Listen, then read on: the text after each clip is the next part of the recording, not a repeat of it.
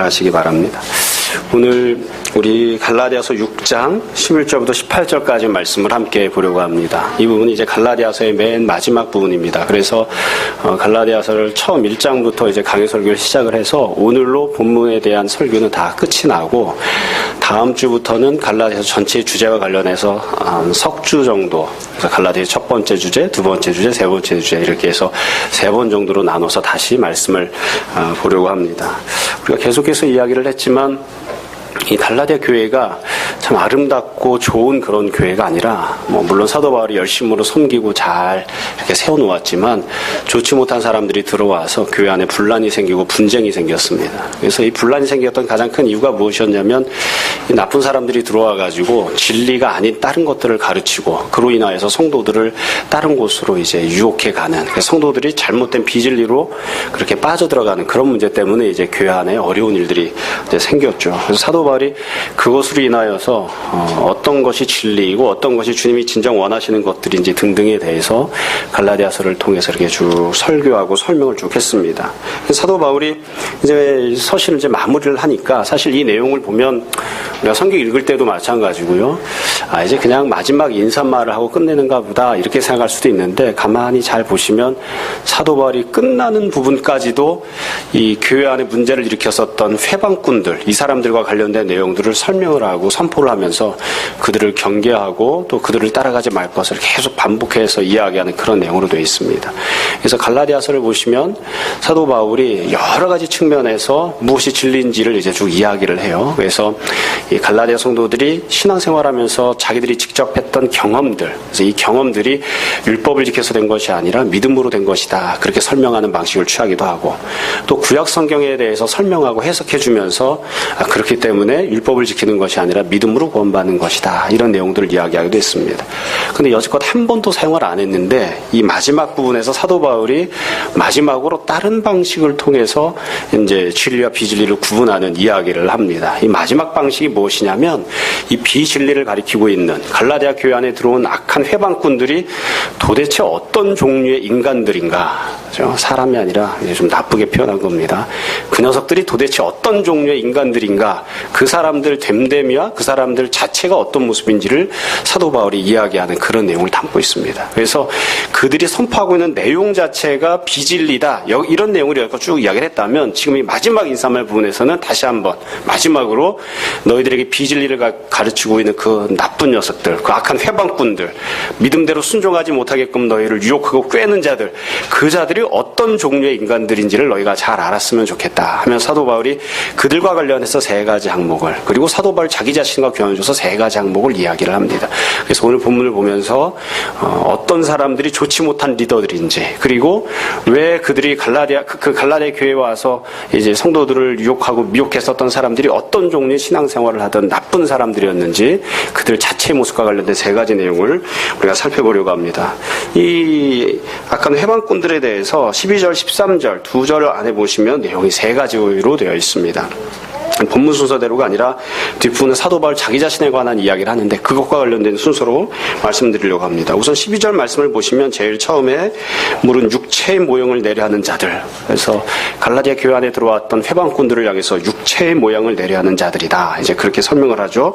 그러고 나서 이들이 도대체 하는 일들이 무엇이냐, 첫 번째로 13절 마지막 부분에 보시면 그들은 자랑을 하는 것이 그들의 삶의 목적이라고 그렇게 이야기합니다. 그럼 13절 마지막 부분을 보세요. 사도 바울이 이렇게 이야기하죠. 그들이 너희의 육체로 자랑하려 함이라. 그러니까 그들이 갖고 있었던 삶의 목적은 무엇이냐면 자랑하는 것입니다. 그러니까 이 갈라디아 교회에 왔던 회방꾼들, 이 육체의 모양을 내려하는 사람들이 교회 안에 들어서 이런저런 여러 가지 일들을 했는데 그 궁극적인 목적이 무엇이냐면 자기 자랑을 하기 위해서다, 이거예요. 이걸 조금 더 우리가 엄격하게 이야기하면, 그러니까 우리가 이해하기 쉽도록 편안하게 이야기하자면 이 회방꾼들이 갈라디아 성도들에게 할례를 받아야 된다, 율법을 지켜야 된다, 여러 가지 이야기들을 했습니다. 근데 겉으로 놓고 보면 그들이 그들이 마치 그렇게 하는 것이 신앙생활을 열심히 하는 것이냐. 그래서 하나님께 이 사람들을 인도하는 것처럼 그런 모습으로 보였지만 그러나 사실은 그들이 갖고 있었던 궁극적인 관심은 성도들이 신앙생활을 열심히 하는 것, 거기 있지 않다 이거예요. 성도들이 어떻게 하면 하나님을 더 깊이 알고 하나님을 섬기는 자들이 되는가, 거기에도 관심이 있지 않다. 성도들이 어떻게 하면 하나님이 주시는 복을 잘 받아 누리고 사느냐, 거기에도 관심이 있지 않다.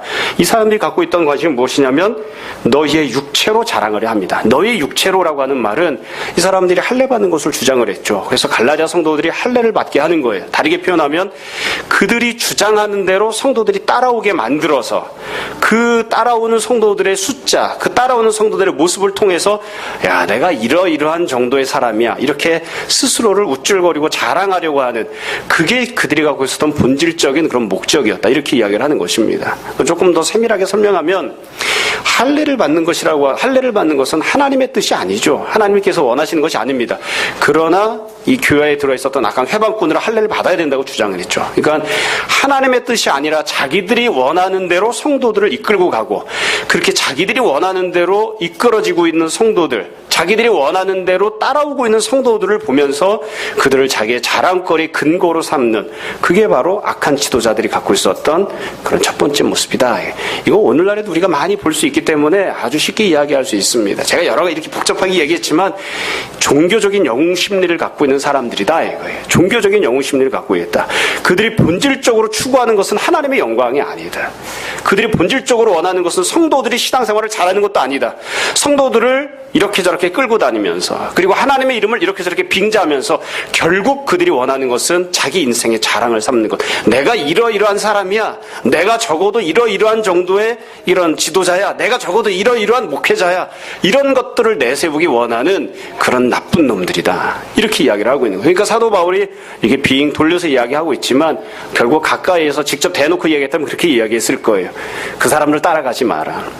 그 사람들이 하라고 하는 대로 하지 마라. 왜냐하면 그 사람들은 그냥 입으로만 하나님을 빙자하고 입으로만 하나님이 어쩌고 저쩌고 신앙생활이 어쩌고 저쩌고 할 뿐이지 사실은 다 자기 욕심 때문에 그렇게 행동하고 있는 것이다. 사실은 다 자기가 잘났다고 하는 것을 보여주기 위해서 밖에 나가서 내가 이러이러한 사람이야, 그렇게 자기 자랑을 세우기 위해서 이것도 하고 저것도 하는 사람들이다. 그러니까 그런 사람들 따라가지 마라. 그렇게 사도 바울이 이야기를 하고 있습니다.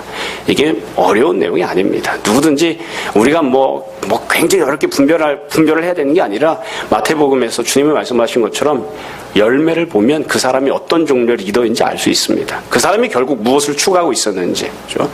우리가 한국 교회에 대해서 이야기할 때마다 늘 이 이야기를 하죠. 그래서 특정한 교회를 제가 찝어서 이야기하는 것은 아니고요. 한국 교회에서 보면 막 열심히 예배당을 지었다. 왜 지었느냐? 하나님께 영광을 돌리기 위해서 지었다. 그럴 수도 있습니다. 근데 대부분의 성도들이 의심하는 경우는 그런 경우죠. 정말로 하나님의 영광을 위해서 지은 것이냐, 성도들의 행복함을 위해서, 성도들의 신앙을 위해서 지은 것이냐, 아니면 목사가 자기의 영광을 누리기 위해서 자기의 자랑거리로 저걸 지은 것이냐. 우리가 이게 분별하는 게 어렵지 않아요. 옆에서 보면 대충 저게 하나님의 뜻대로 하나님의 영광을 위해서 하는 것이구나. 예배당을 짓는 것이건 다른 것을 하는 것이건 대충 보면 다 누구든지 알 수 있어요. 겉으로 얘기를 못할 뿐이지 저거는 앞만 봐도 하나님의 영광을 위해서 하는 게 아니라 자기 자랑거리를 삼으려고 자기 욕심으로 짓는 거야. 저건 앞만 봐도 하나님 뜻대로 하는 게 아니라 자기의 욕심을 위해서, 자기의 자랑을 세우기 위해서, 자기에게 무언가 유익함을 주기 위해서 이것저것을 하고 있는 것이야. 우리가 다 쉽게 분별할 수 있습니다. 바울이 지금 그렇게 고민하는 거죠. 갈라디 교회가 왜 분열이 생기고 분쟁이 생기고 어려움이 생겼느냐? 자기의 자랑을 추구하는 자들이 들어와서 성도들을 이리저리 끌고 다니고, 그리고 하나님 뜻대로가 아니라 자기의 목적대로 성도들을 쥐어 삶아먹고 있는 그런 상황 때문에 이런 어려움이 생겼다. 그런 자들을 따라가지 마라. 지금 사도 바울이 그렇게 첫 번째로 이야기합니다.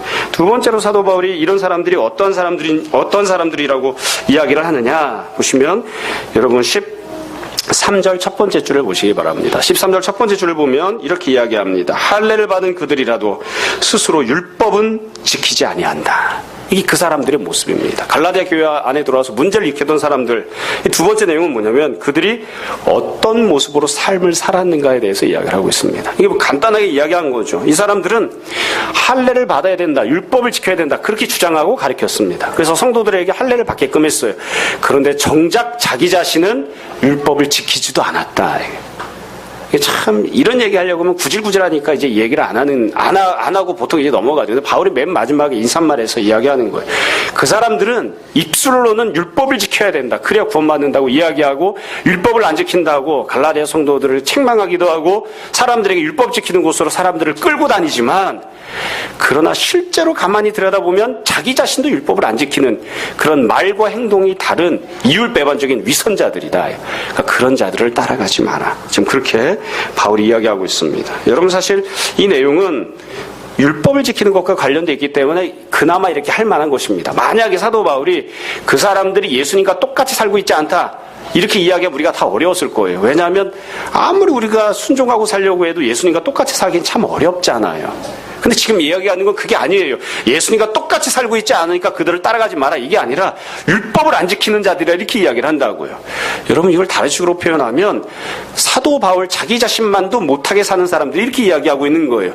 바울은 다른 곳에서 늘 이야기했던 것처럼 율법으로 놓고 보면 흠이 없는 사람이었습니다. 예수님 믿은 다음에도 율법을 지키고 살진 않았지만 율법을 기준으로 놓고 봤을 때 별 흠이 없었을 거예요. 특별히 죄를 짓고 살지 않았으니까.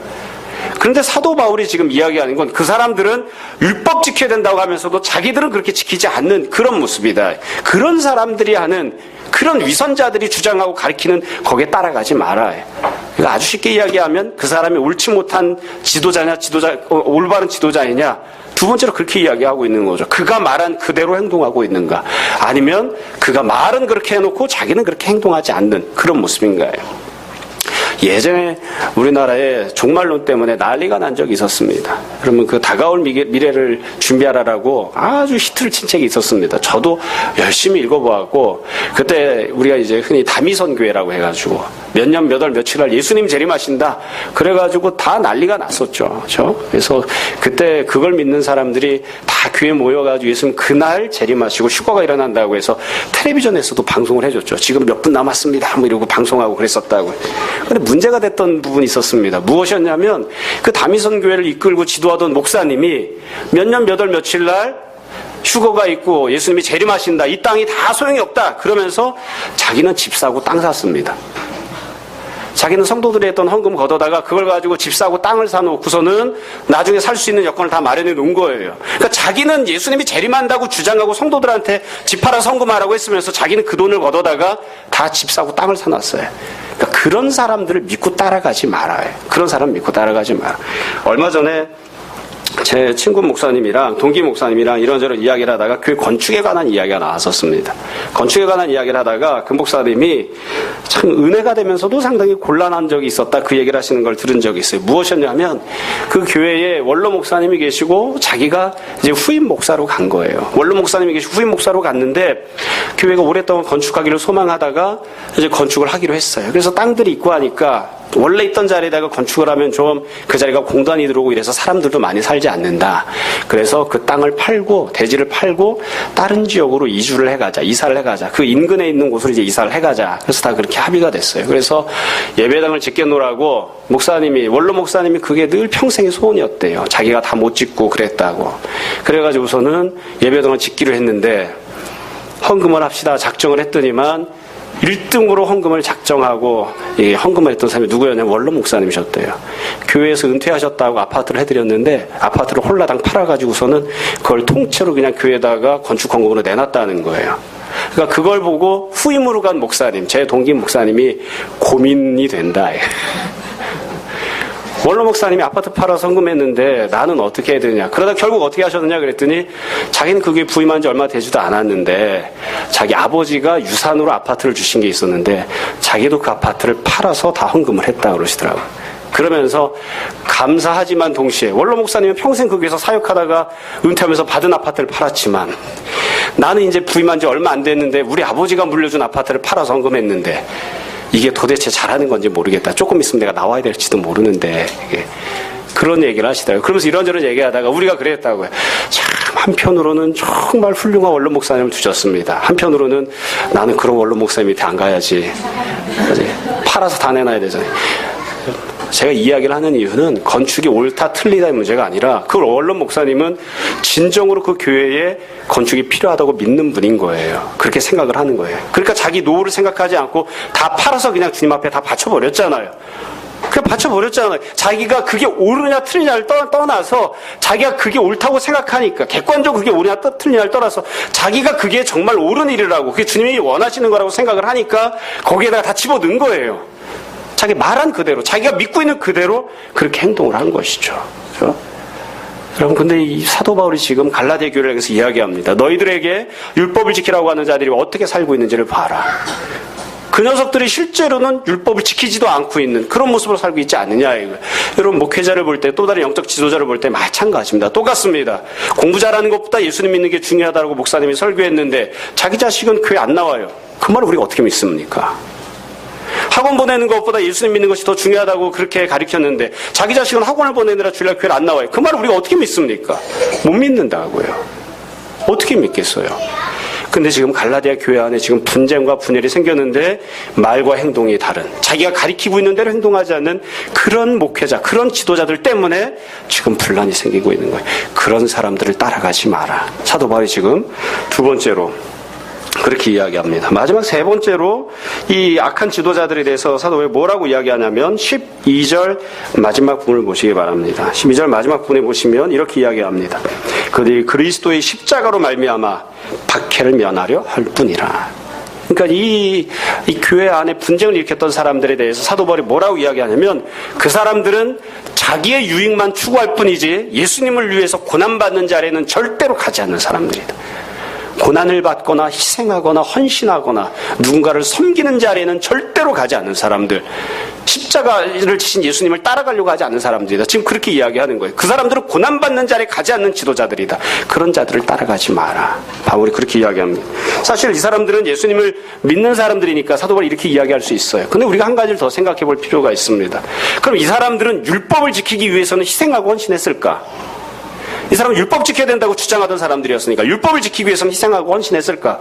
제가 생각할 때는 그렇지 않았던 것 같아요. 왜 그러냐면 일단 유대교는 합법적으로 인정받은 종교였기 때문에 유대교를 믿는다고 해서 핍박받을 일은 전혀 없었습니다. 그러니까 유대교를 믿는 것은 손해나는 일이 아무것도 없는 거예요. 뿐만 아니라 사도 바울이 앞부분에서 그들이 율법을 지키지 않는다고 했거든요. 그러니까 율법을 지키는 것 자체를 위해서도 뭔가 희생하거나 헌신할 부분들이 있는데 이들은 율법을 안 지키니까 율법을 지키는 자들이 아니니까 아무것도 희생하거나 헌신하지 않는 거예요. 그러니까 예수 그리스도를 위해서도 희생하지 않고 자기들이 주장하고 있었던 율법을 지키는 것을 위해서도 희생하지 않는, 그럼 결국 이들이 추구하고 있었던 그런 삶의 과정은 무엇이었느냐? 자기들은 그냥 입만 살아서 입만 가지고 떠들어대고 자기의 영광과 유익을 추구하는 그런 모습으로 살고 있던 자들이었다고. 근데 이런 자들이 들어와서, 이런 자들이 교회 안에 들어와서 이렇게 해야 된다 저렇게 해야 된다 그러면서 성도들을 하나님이 원하시지도 않는 곳으로 끌고 다니면서 성도들을 피곤하게 만들고 성도들로 하여금 주님을 바라보지 못하게 만들고 교회 안에 분열과 분쟁이 생기게 하는 그런 모습이었다.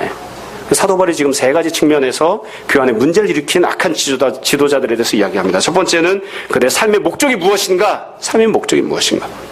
그냥 자기들 자랑거리를 만드는 것뿐. 두 번째로는 그들의 삶의 모습이 어떠했는가? 그들은 말한 대로 실천하지 않는 자들이었다. 그리고 맨 마지막 세 번째로 그들이 과연 고난을 받고 헌신하며 희생하는 모습으로 사는가? 그렇지 않다. 그래서 이 세 가지 내용을 한마디로 간단하게 이야기하면 그들은 머리끝에서 발끝까지 철저하게 자기 자신을 위해서 살아가는 자들이다. 자기 자신만이 중심이 되는 자들이다. 사도 바울이 그렇게 이야기합니다. 여러분, 이 설교 말씀을 준비하면서 참 사실 이 적용하거나 이런 것들을 안 하고 넘어가야 편안한데 뒷부분에 사도 바울 이야기 나오기 전에 여기까지만 읽고 놓고 보면 사실 이 악한 회방꾼들이라고 하는 이 사람들 대신에 우리 자신을 집어넣으면 그대로 맞습니다. 왜냐하면 우리들이 도대체 신앙생활하고 있는 목적이 무엇인가? 여러분, 신앙생활을 왜 하십니까? 우린 신앙생활을 어떤 식으로 하는가? 우리는 과연 우리가 믿는다고 고백하는, 입술로 고백하는 그대로 우리는 실천하는가? 우리는 과연 주님을 위해서나 복음을 위해서 희생하거나 헌신하는가? 우리가 늘 불평이 있거나 불만이 있거나 마음에 안 들어하는 때, 늘 툴툴거리는 때, 승질을 부릴 때는 언제냐면 왜 예수님이 내가 원하는 것을 몽땅 다 나에게 해주지 않는가? 그리고서는 다 나 자기 자신에게, 스스로에게 늘 기준 맞춰놓고 있는 거죠. 예수님이 나에게 10가지를 해주었어도 소용이 없어요. 예수님이 나를 위해서 십자가에 달려 죽어주셨어도 소용이 없어요. 내가 지금 원하고 있는 한 가지를 그것마저 몽땅 다 채워주지 않으면 불만이 그냥 모가지 끝까지 차 올라와 있는, 그게 우리 솔직한 모습이죠. 그러니까 우리가 신앙생활 할 때 보면 주님을 위해서 내가 무언가를 희생하거나 헌신한다, 그런 일이 없어요. 내가 신앙생활하고 있는 목적이 무엇이냐? 내가 왜 교회에 나와서 신앙생활을 하고 있느냐? 주님의 영광을 위하여. 그게 아니라 나 자신을 위하여 하는 거예요. 내가 원하는 대로 해주기 위해서. 내가 원하는 대로 하기 위해서. 그래서 여기 나와 있는 갈라디아 교회에 있는 악한 지도자들처럼 자기 자신으로 똘똘 뭉쳐져 있는, 머리끝에서 발끝까지 자기 자신만을 위하고 있는 아주 이기적인 모습의 그런 종교인으로만 살아가고 있는, 그게 우리들의 모습인 때들도 참 많이 있죠. 신앙생활하면서 아마 여러분 다 우리 똑같이 경험할 거예요. 우리 주변 가운데 혹시 이렇게 불평하는 사람을 보신 적이 있습니까? 나는 주님을 위해서 죽기를 원하는데 왜 나에게는 죽을 기회를 주지 않으십니까? 이것 때문에 불만인 사람 못 봤습니다. 나는 몽땅 다 팔아서 주님을 위해서 바치고 싶은데 왜 나에게는 집을 팔을 기회를 주지 않습니까? 이것 때문에 불평하는 사람 한 번도 본 적이 없습니다. 내가 원하는 것을 채워달라고 울며불며 기도하는 사람은 봤지만 이미 주님이 나에게 베푸신 은혜가 기쁘고 감사해서 울며불며 통성으로 기도하는 사람 한 번도 본 적이 없습니다. 한 번도 본 적이 없다고 하는 것은 여러분 가운데도 한 명도 없다는 뜻입니다. 물론 집에서 그렇게 하실 수도 있지만 이 사도 바울이 지금 지적하고 있는 이런 사람을 따라가면 안 된다라고 악한 지도자들로 이야기하는 이 모습이 사실은 우리 자신들의 모습이기도 한 거예요. 거꾸로 이야기하면 우리는 교회 안의 지도자가 되면 안 돼요. 우리가 현재 갖고 있는 신앙의 모습으로는 교회 안의 지도자가 되면 안 돼요. 우리가 누군가를 권면하거나 이끌고 가면 안 돼요. 악한 모습이니까. 뒷부분으로 갈라디아서 마지막 시간인데 부드럽게 해야 되는데 죄송합니다. 사도 바울이 자기 자신에 대한 이야기를 합니다. 14절부터 17절까지는 사도 바울이 그러면 나는 어떠한가? 그러면서 자기 자신을 모본으로 제시하고 설명을 하는데요. 마찬가지로 세 가지 항목으로 이야기를 합니다. 첫 번째, 사도 바울의 삶의 목적은 무엇인가? 14절 보십시오. 14절 맨 앞부분에 보시면 사도 바울이 자기 자신의 삶의 목적이 무엇인지를 매우 간단하게 설명합니다. 그러나 나에게는 우리 주 예수 그리스도의 십자가 외에 결코 자랑할 것이 없으니. 그러니까 사도 바울의 삶의 목적은 무엇이냐면 십자가를 자랑하는 것입니다. 십자가를 자랑하는 것. 사도 바울은 자기 자신도 예수님을 날마다 더 깊이 사랑하고 더 넓게 사랑하고 더 풍성하게 사랑하고 더 주님을 위해 섬기고 헌신하는 자, 더 주님만을 자랑하는 자가 되기를 원하는, 뿐만 아니라 성도들로 하여금 어떻게 하면 성도들이 주님을 더 깊이 알아가고 더 주님을 사랑하고 더 주님을 자랑하는 자들이 될 것인가, 늘 그것만 위해서 고민하고 기도하고 그렇게 살아가는, 그게 바로 사도 바울의 삶의 목적이었습니다. 주님만 자랑하는 거예요. 여러분, 이 이야기는 어렵지 않습니다. 우리가 신약성경을 읽다 보면 사도 바울에 관한 이야기할 때 그렇게 이야기합니다. 신약성경 중에 가장 많은 성경을 쓴 사람, 사도 바울. 그렇게 이야기하죠. 권수로 치면. 분량으로 보면 다른 얘기할 수도 있습니다만 권수로 쳤을 때 가장 많은 성경을 쓴 사람 사도 바울입니다. 근데 놀랍게도 우리가 가만히 성경을 읽다 보면 사도 바울이 도대체 어떤 종류의 사람이었는지는 잘 알 수가 없어요. 다 추측할 뿐이에요. 사도 바울이 부잣집 아들이었을까요? 가난한 집 아들이었을까요? 몰라요. 사도 바울이 어느 대학을 나왔을까요? 몰라요. 가말리엘 수화 밑에서 공부했다. 그렇게 한 글자 나올 뿐이에요. 사도 바울이 공부를 잘했나요? 못했나요? 우리가 그냥 선입견을 갖고 있을 뿐이에요. 바울은 공부를 잘했을 것이다. 본인은 공부를 잘했다고 말한 적이 없어요. 본인은 사도 바울은 내가 부자였다고 말한 적이 없어요. 본인은 사도 바울은 내가 외모가 어떻다 말한 적이 없어요. 그래서 사도 바울이 키가 170이 넘는지 안 되는지 우리 모른단 말이에요. 사도 바울이 성경 안에서 그렇게 많은 성경을 썼는데 왜 사도 바울에 대한 구체적인 상세한 설명이 없을까요? 우리는 그걸 다 몰라서 추측할 뿐일까요? 바울이 얘기 안 했으니까. 간단해요. 바울이 자기 자신에 대해서는 얘기를 안 한 거예요. 바울이 입만 열면 하는 얘기가 무엇이냐면 예수님에 대해서, 복음에 대해서, 진리에 대해서, 신앙생활에 대해서, 그거에 대해서는 그렇게 많이 이야기를 했는데 사도 바울이 자기 자신에 대해서는 별로 이야기한 게 없어요. 그러니까 바울에 대해서 우리가 알 바가 없는 거예요. 알 수 있는 것들이. 그래서 어떤 사람들은 사도 바울에 대해서 부잣집에서 성장해서 유복하게 성장하고 머리도 좋고 공부도 잘하고 남부를 곳이 없는 사람이었다. 이렇게 이야기하는 사람도 있고, 어떤 사람은 외경들에 보면 사도 바울은 꼽지였고 승질이 나쁘고 그래서 결혼했다가 마누라가 도망가 버렸고 뭐 그런 식으로 이야기하는 사람도 있고. 알 수가 없으니까. 그러니까 사도 바울은 오직 한 가지, 예수 그리스도만 자랑하는 그것을 삶의 목적으로 삼고 있던 사람입니다. 우리가 주변에서 신앙생활하면서 늘 이것 때문에 고민하곤 해요. 저는 이제 목사니까 특별히 더 고민을 합니다. 목회자가 제일 쪽팔려하는 일이 뭐냐? 쪽팔리다고 하는 표현이 좀 안 좋을 수도 있습니다만 제일 창피스러운 일이 뭐냐? 세상에 목사가 어떻게 할 말이 얼마나 할 말이 없으면 목사가 얼마나 할 말이 없으면 자기 학력 이야기, 자기 돈 이야기 그런 것밖에 내세울 게 없겠는가. 사실 그것으로 인정받으려고 하면 정말 창피한 노릇인 거죠. 이건 목사뿐만이 아니라 모든 성도가 다 마찬가지인 것입니다. 교회 안에도 세상적인 물이 다 들어와서 우리가 다 그런 이야기만 하죠. 사도 바울은 그렇게 하지 않았다고요. 바울이 간단하게 이야기합니다. 내 삶의 목적은 딱 한 가지, 오직 예수 그리스도를 자랑하는 것뿐이다. 그것만이 내 삶의 목적이다. 사도 바울이 그렇게 이야기합니다.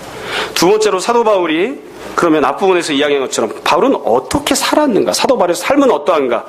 여러분 사도 바울이 어떻게 살았는지를 사도 바울이 이렇게 이야기합니다. 14절 여러분 세 번째 줄에 보십시오. 사도 바울은 자기의 삶에 대해서 그리스도로 말미암아 세상의 나에 대해서 십자가에 못 박히고 내가 또한 세상을 대하여 그러하니라. 사도 바울이 자기의 삶을 어떻게 표현했냐면 나는 여지껏 살아왔던 모든 삶 속에서 예수님 만나기 이전에 있었던 나의 모든 모습을 십자가에 다 함께 못 박아버리는, 그래서 예수 그리스도만이 내 안에 살아계시고 나 자신은 살아있지 않는 그런 모습으로 살아왔노라고, 또 그렇게 살기 원한다고 그렇게 고백합니다. 사도 바울은 자기가 선포하고 고백한 그대로 이야기를 해요. 그대로 삶을 살았어요. 자기가 살아왔던 삶을 보면 바울이 주장하고 선포하고 가르치고 성도들에게 권면했던 그런 종류의 삶을 산 거예요. 그게 사도 바울의 삶이었습니다. 그래서 말하는 것과 행동한 것이 동일한, 말하는 것과 행동하는 것이 동일한, 그리고 세상에 있었던 모든 것들을 십자가에 못 박아버리고 오직 예수님만이 나타난 그와 같은 모습으로 살아가는, 그게 사도 바울의 모습이었습니다. 우리도 그렇게 살아야 하는 것이죠. 마지막 세 번째로 사도 바울은 고난과 관련해 맨 마지막 부분에 보면 너무나 유명한 구절이죠. 그렇게 이야기합니다. 여러분 17절 말씀을 보시기 바랍니다. 사도 바울이 고난과 관련해서 자기가 어떻게 살아왔는지를 이야기합니다. 17절에 보면 이렇게 되어 있습니다. 이후로는 누구든지 나를 괴롭게 하지 말라. 내가 내 몸에 예수의 흔적을 지니고 있노라. 이 예수의 흔적이라고 하는 것이 도대체 무엇을 뜻하는지 사람마다 여러 가지 이야기들을 합니다. 어떤 사람들은 사도 바울이 기도를 많이 하다가 예수님께서 십자가에 달리실 때 갖고 있었던 상처, 그러니까 손과 발에 있는 그런 못 박혔던 상처를 사도 바울도 갖게 되었을 것이다, 이렇게 주장하는 분도 있어요. 물론 그럴 수도 있습니다. 그러나 많은 사람들이 생각할 때 예수의 흔적이라고 하는 것은 무엇을 뜻하느냐? 사도 바울이 복음을 증거하고 선포하고 다니면서 굉장히 많은 고난을 당했거든요. 사도 바울만큼 맞은 사람이 없을 겁니다. 아마 감옥에 들어가는 거 바울만큼 들어간 사람이 없을 거예요. 동족들로부터 핍박을 당하고 사기를 당하고 여행을 하면서 죽을 고비를 만나고 수없이 많은 고난을 당해서 사도 바울의 몸 안에 사도 바울이 문신을 한 게 아니라 매를 맞고 고난을 당하고 힘들고 어려운 과정들을 거쳤기 때문에, 복음을 증거하는 것 때문에, 예수님 때문에 손해당한 일들이 많이 있어서 그의 마음속에도 그의 영혼에도 뿐만 아니라 그 육체에도 그런 고난을 당한 흔적을 갖고 있다. 예전에 일제시대 때 그런 이야기를 많이 했었죠. 그렇죠? 독립운동하던 사람들이, 이승만 대통령도 그랬고 김구 선생도 그랬고 다 그랬잖아요. 누군가 뭐라고 이야기하면 내 손톱을 봐라. 일본 경찰들한테 잡혀서 대나무로 내 손톱 밑을 쑤셔서 손톱 10개를 다 뜯어내는, 그래서 다시 제대로 자르지 못한 내 손톱을 봐라. 그러면서 몸 안에 갖고 있는 상처들을 보여주잖아요. 우리나라 역사가 갖고 있는 불행한 일은 그렇게 고난당했던 사람들은 힘들고 어렵게 살고, 그렇게 고문했던 사람들 끝까지 잘 먹고 잘 살아서 문제지만 다 내가 내 몸 가운데 흔적을 갖고 있다, 그렇게 주장을 했잖아요. 그렇게 보여주었고, 매를 맞은 흔적들을, 상처가 있는 흔적들을 사도 바울이 지금 그렇게 이야기를 해요. 내가 그리스도를 위해서라면, 복음을 증거하고 선포하는 것을 위해서라면 내가 온갖 고난당하는 것을 내가 마다하지 않았다, 그렇게 이야기합니다. 그러니까 사도 바울은 삶의 목적이 어떠했느냐? 주님께 영광을 돌리는 것만이 삶의 목적이었고, 어떠한 모습으로 삶을 살았느냐? 자기 자신의 모든 모습을 십자가에 못 박아버리고 나는 없어지고 오직 예수님만이 살아있는 그런 모습으로 살았고, 그리고 주님을 위해서라면 고난당하는 것도 마다하지 않아서 고난당한 삶의 흔적들이 있는, 그게 바로 내 자신의 모습이다. 지금 사도 바울이 그렇게 이야기하고 있습니다. 사도 바울이 많이 주님을 사랑한 거죠. 사랑하니까 희생한 거죠. 사랑하니까 헌신한 것이고요. 그렇죠? 여러분, 그래서 사도 바울이 맨 마지막으로 이렇게 권면을 합니다. 그 녀석들 따라가지 마라. 그 사람들이 가르치는 대로 하지 마라. 그 사람들이 가자고 하는 곳으로 가지 마라. 왜냐하면 그들은 너희들을 수단과 방법으로 삼아서 너희들을 전리품으로 챙겨서 자기의 영광만 추구하는 자들이고, 그들은 자기들이 말하고 가르치는 대로 그렇게 온전히 실천하거나 살아가지 않는 이중적인 위선자들에 불과할 뿐이고, 그리고 너희들을 위해서나 십자가를 위해서 아무런 고난도 희생도 하지 않는 자들이다. 그런 자들을 리더로 삼거나 그런 자들을 지도자로 삼지 마라. 그리고 바울이 자기 자신을 이야기합니다. 나는 오직 예수 그리스도의 영광만을 위하여, 그리고 내가 말하고 가르친 대로 그대로 실천하고 살아가는 뿐만 아니라 내 몸 가운데 많은 고난의 흔적을 갖고 있다. 그래서 내가 너희들에게 진리를 가르치고 그 진리가 진리이기 때문에 그 진리를 따라가야 하는 것뿐만이 아니라 그 사람 자체가 갖고 있는 모습이 어떠한지를 잘 살펴보고 그 사람을 따라갈 것인지 아니면 그 사람을 따라가서는 안 될 것인지를 잘 분별하라. 사도 바울이 그렇게 권면하고 명령하고 있습니다. 여러분, 사도 바울이 이야기한 이 세 가지 모습이 가장 잘 보여주는, 이 세 가지 모습을 그대로 정말 가장 훌륭한 모범으로 보여주는 분은 역시나 예수님이시죠. 예수님께서 이렇게 하셨습니다. 우리가 누군가를 선택하거나 우리가 누군가를 지도자로 삼을 때, 누군가의 말들에 휩쓸려 갈 때에 이 세 가지들을 다시 한번 여러분 잘 생각해 보시기 바랍니다. 정치 지도자도 신앙생활하는 지도자도 마찬가지입니다. 그 사람이 그 일을 왜 하는가? 목적이 무엇인가? 과연 자기의 자랑거리를 삼기 위해서 그 일을 하고 있는 것은 아닌가? 잘 생각해 보시기 바랍니다.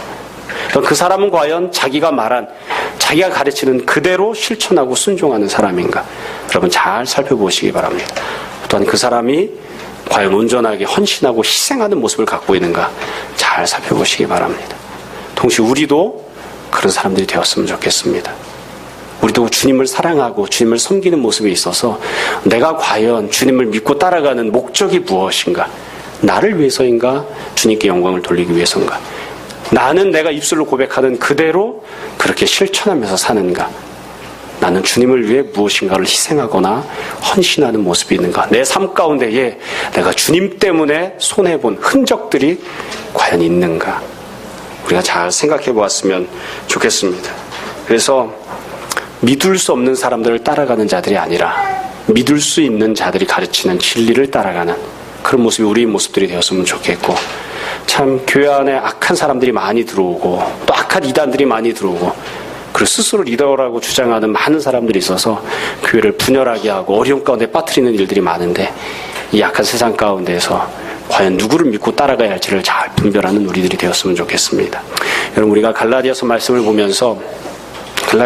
보면서 바울이 권면했던 것처럼 갈라디아 성도들은 자기가 스스로 죄를 짓는 대로 그렇게 찾아간 사람들이 아니라 악한 자들이 찾아와서 그들을 유혹했을 때 거기에 그냥 휩쓸려 끌려갔기 때문에 죄를 범하고 교회에 문제가 생긴 그런 성도들이었습니다. 우리에게 권면하고 우리에게 가르치고 우리를 이끌고 가는 자들을 우리가 다시 한번 잘 살펴보고 아무나 그냥 따라가는 자들이 아니라 잘 분별하고 리더로 삼는, 잘 분별하고 순종하는, 주님의 뜻대로만 순종하고 따라가는 그런 귀한 성도들이 되셔서 내가 나름대로 열심히 했는데 나중에 뒤돌아본 뒤에 주님의 뜻대로 한 것이 아니었구나 이렇게 후회하는 일이 없는, 참으로 주님께 영광이 되고 진정으로 교회를 세우는 귀한 여러분들 되시기를 주님의 이름으로 축원합니다. 시간 잠시 기도하겠습니다.